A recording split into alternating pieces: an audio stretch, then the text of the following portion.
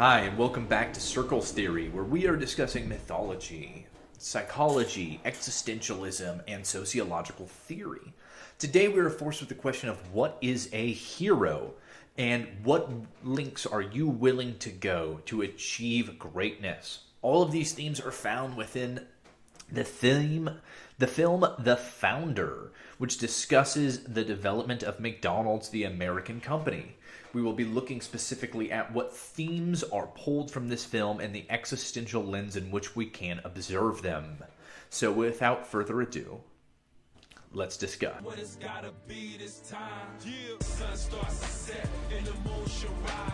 The film, we start with a short monologue. We're discussing sales and greasing the wheels.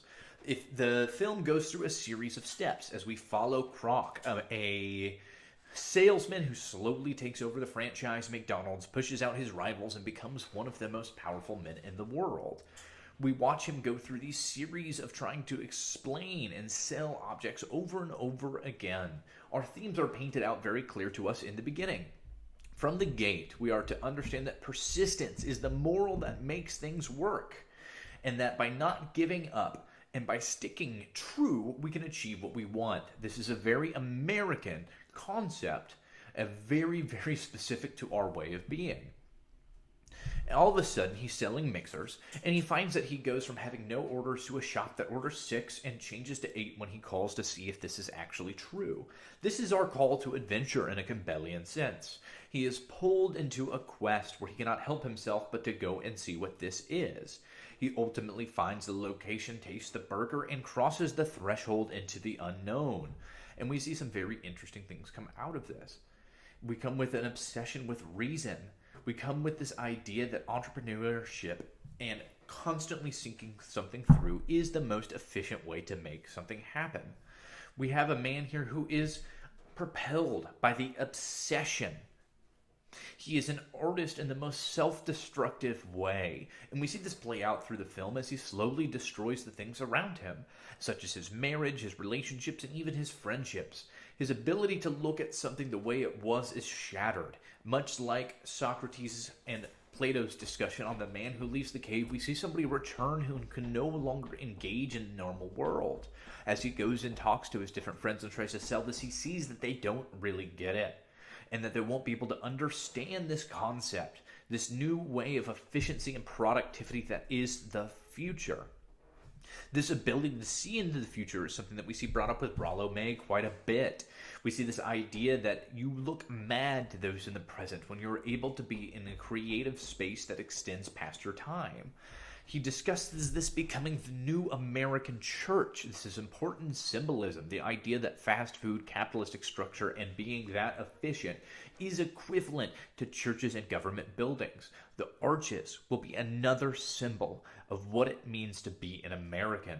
Now, like any good hero, he is haunted by his past mistakes and wonders if he is strong enough, and he needs the warmth and support of a motherly figure who can help him get there. This I find to be a little bit too trite, but it is an idea that we see play out. And then ultimately, after he comes and understands it, the world could never be the same again.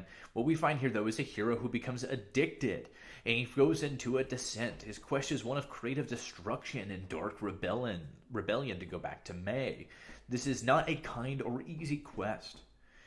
He is not painted nicely in terms of this hero he has to destroy to get there. He ultimately forces out his enemies using the most powerful tool in the capitalistic system, which is the blank check.